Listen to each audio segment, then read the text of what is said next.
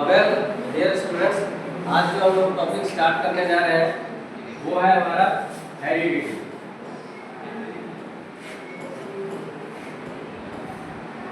ये इम्पोर्टेंट क्यों है? इम्पोर्टेंट इसलिए क्योंकि बहुत ही छोटा टॉपिक है। यहाँ पर इस चैप्टर में केवल और केवल 3 टॉपिक है, जिसमें से एक टॉपिक में से क्वेश्चन नहीं आता है। केवल 2 ही टॉपिक ऐसे हैं जिसमें से ये क्वेश्चन आता है और 100% आपको यहाँ से 5 मार्क्स के क्वेश्चन मिलने वाला है। और इस चैप्टर को हम लोग 3 पार्ट में खत्म करेंगे। तो फर्स्ट पार्ट हम लोग स्टार्ट करते हैं।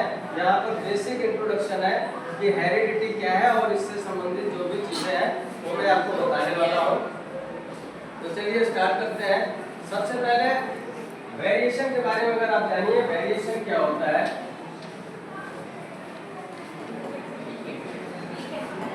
वेरिएशन आपने देखा होगा कि एक ऑर्गेनिज्म और दूसरे ऑर्गेनिज्म में डिफरेंस होता है। जैसे हम सारे ह्यूमन बींग सेम नहीं है।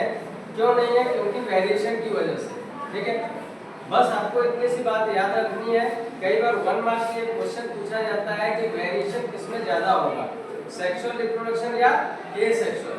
तो आपको ये याद रखना है, क्योंकि एसेक्सुअल रिप्रोडक्शन में वेरिएशन बहुत ही कम होता है और सेक्सुअल रिप्रोडक्शन में वेरिएशन ज्यादा होता है। तो ये आपका 1 मार्क का क्वेश्चन है एमसीक्यू का कि वेरिएशन किसमें ज्यादा होता है। क्लियर हो गया?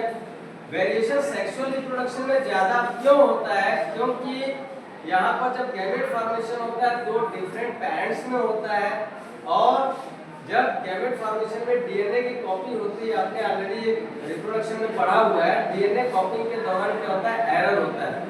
उस एरर की वजह से वेरिएशन आता है। ठीक है, तो इसीलिए सेक्सुअल रिप्रोडक्शन में वेरिएशन ज्यादा होता है। ये चीज आपको याद रखनी है, बस इतना ही क्वेश्चन आता है। दूसरा क्या होता है, वेरिएशन, मान लीजिए यहाँ पर एक बैक्टीरिया है, यहाँ से डिवाइड होकर के 2 में कन्वर्ट हो गया, यहाँ पर 2 बन गया। यहाँ पर मान लीजिए इस टाइप का कोई भी एक वेरिएशन आया, अगले जनरेशन में क्या हो गया, हो सकता है वो वाला वेरिएशन यहाँ पर कंटिन्यू करे और यहाँ पर कोई नया वेरिएशन आ जाए XY। ठीक है, तो जैसे जैसे ये जनरेशन बढ़ती जाती है, generation by generation, generation by generation, हम लोग क्या चीज देखते हैं कि जो वेरिएशन है वो क्या होता है, इंक्रीज होता है। तो इसी पेज पर आपका इंडेक्स का जो फर्स्ट क्वेश्चन है कि एक पॉपुलेशन में कोई एक जगह एक पॉपुलेशन है, वहां पर एक कोई स्पीशीज है, मान लीजिए ये स्पीशीज है हमारे पास 10% और 20 स्पीशीज है हमारे पास 30%।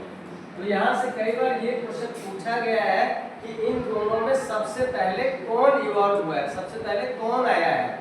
तो अभी आपने ये देख रहे हैं कि generation by generation, generation by generation क्या हो रहा है, वेरिएशन एक्यूमुलेट हो रहा है। इसका मतलब जिसमें वेरिएशन ज्यादा होगा वो स्पीशीज हमारी क्या होगी, पहले की होगी, पुरानी होगी, और जिसमें वेरिएशन कम होगा वो स्पीशीज हमारी बाद की है। तो ये भी क्वेश्चन कई बार पूछा जाता है 1 मार्क में। क्लियर है? तो अभी तक 2 क्वेश्चन हुआ। एक तो ये कि परसेंटेज में दिया रहेगा तो इसमें वेरिएशन ज्यादा है, वो स्पीशीज हमारी पहले की होती है। दूसरा, वेरिएशन ज्यादा किसमें होता है, सेक्सुअल या एसेक्सुअल में। तो ये आपको याद रखना है, सेक्सुअल रिप्रोडक्शन में होता है। याद है? क्लियर है? नेक्स्ट है हेरिडिटी। हेरिडिटी क्या है? It is the process by which characters transfer from parents to their offspring. It is the transfer of character. Simply character, जो भी transfer of characters. ठीक है, कहाँ से हो रहा है, पेरेंट्स से आने वाली जनरेशन में। आप पेरेंट्स को ऑफस्प्रिंग लिख सकते हैं या नेक्स्ट जनरेशन भी लिख सकते हैं, कुछ भी लिख सकते हैं, कोई दिक्कत इसमें नहीं है, आपको उसके मार्क्स मिल जाते हैं। बस आपको ये पता होना चाहिए कि हेरिडिटी क्या है। It is the transfer of character from the parents to their offspring. Clear? ये क्वेश्चन कभी नहीं पूछा जाता है। नेक्स्ट है acquired character and inherited character. Character हमारे अंदर 2 प्रकार के होते हैं। एक वो होता है जो हमें अपने पेरेंट्स से मिलते हैं। ठीक है, जो हमें पेरेंट्स से मिलता है उसको हम क्या बोलते हैं, इनहेरिटेड ट्रेट।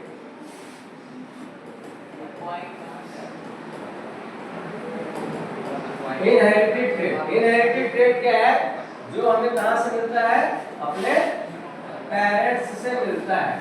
यानी कि ये जेनेटिक ट्रांसफर हुआ है, यानी कि हेरिडिटी के थ्रू इनहेरिट हुआ है, हेरिडिटी से हमारे पास आया है अपने पेरेंट्स से। क्लियर हुआ? दूसरा होता है एक्वायर्ड ट्रेट।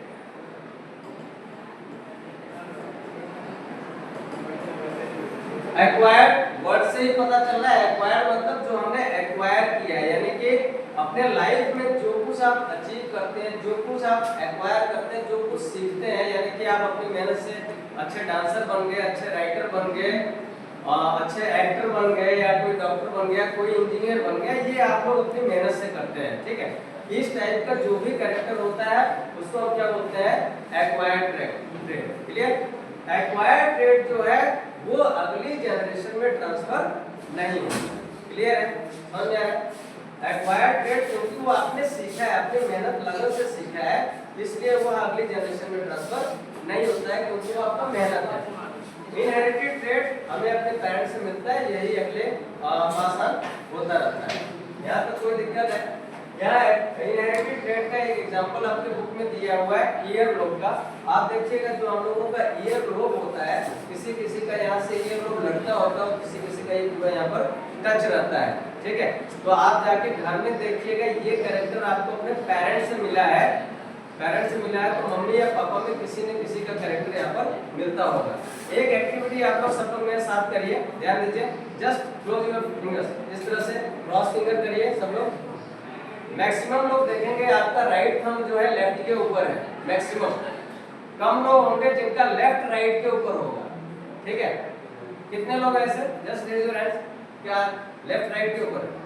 ठीक है, अभी आप घर में जाके चेक करना, मम्मी या पापा में किसी न किसी का लेफ्ट थंब राइट पे जा रहा होगा, इसका मतलब ये कैरेक्टर आपको अपने किस पेरेंट्स से, मम्मी या पापा किससे मिला है, आप पता लगा सकते हैं। क्लियर है? एक्वायर्ड ट्रेट समझ में आ गया?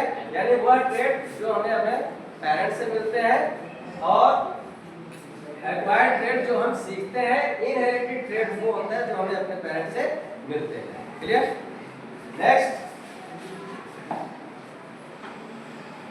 Gregor John Mendel.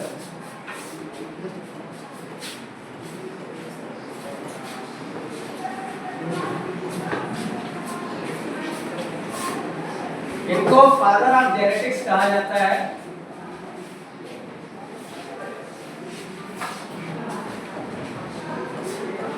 ठीक है, Gregor John Mendel is known as a father of genetics. Clear? यहाँ पर से एक क्वेश्चन आया है, 2-3 साल पहले आया था कि ग्रेगर जॉन मेंडल ने जो भी अपने एक्सपेरिमेंट किए थे वो किस प्लांट पर किए थे, वो आपको नाम मालूम होना चाहिए। तो सबको मालूम ही होगा किस पर किए थे, पी प्लांट पे। Very good. ठीक है, लास्ट ईयर क्वेश्चन आया था कि इसका साइंटिफिक नेम क्या है, बहुत सारे बच्चों को नहीं मालूम रहता है। तो इसका साइंटिफिक नेम है पाइसम सटाइवम।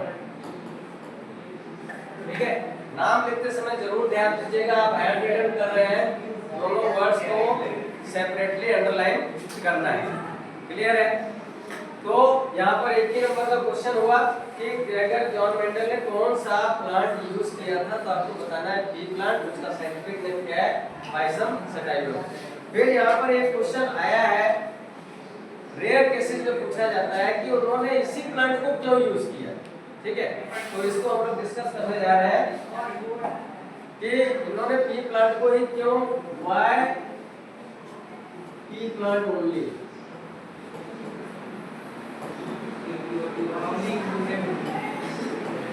पी प्लांट को इन्होंने क्यों चूज किया था? पहली चीज, पी प्लांट जो है it is very easy to grow. आप लोगों ने अगर ध्यान दिया हो, मटर है कहीं पर भी डाल दीजिए, मिट्टी में डाल दीजिए, कुछ दिन बाद देखिए वो ग्रो हो जाता है। ठीक है, बहुत ज्यादा इसकी केयर वेयर करने की जरूरत नहीं पड़ती है, it is easy to grow. दूसरा क्या है, शॉर्ट लाइफ साइकिल होता है, इसका लाइफ साइकिल बहुत ही कम पीरियड का होता है, तो हमें जल्दी से एक जनरेशन के बीज मिल जाएंगे, उसको हम लोग नेक्स्ट जनरेशन के लिए यूज कर पाते हैं, तो उसका शॉर्ट लाइफ साइकिल होता है। तीसरा, जो इसमें फ्लावर्स होते हैं वो बाइसेक्सुअल फ्लावर्स होते हैं।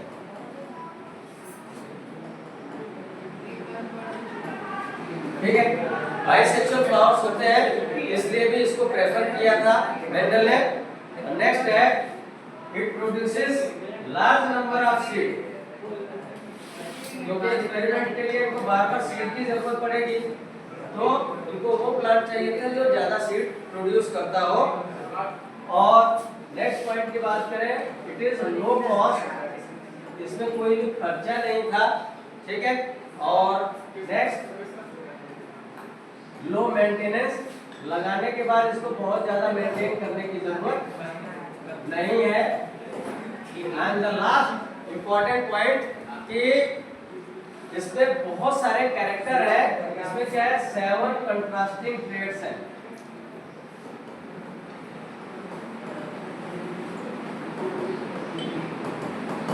ठीक, तो यहाँ पर एक चीज मैं बहुत इंपॉर्टेंट डिस्कस कर रहा हूँ।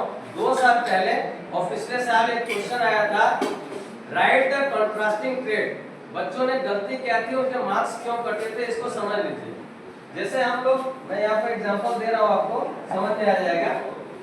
कंट्रास्टिंग ट्रेड मतलब 2 ट्रेड आपको लिखना ही लिखना है। फॉर एग्जांपल ये है हाइट, प्लांट की हाइट, ठीक है।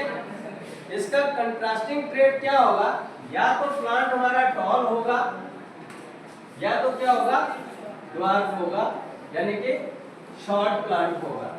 बच्चों ने क्या किया था, बस टॉल लिख के छोड़ दिया, तो सबके मार्क्स कट गए, ठीक है। एग्जाम में पूछा था आपसे कंट्रास्टिंग ट्रेड, तो आप इसी तरह से लिखेंगे। पहले लिखेंगे हाइट, हाइट का कंट्रास्ट क्या है, या तो टॉल होगा या तो ड्वार्फ होगा। कंट्रास्टिंग में दोनों चीजें लिखनी है, ये ध्यान दें।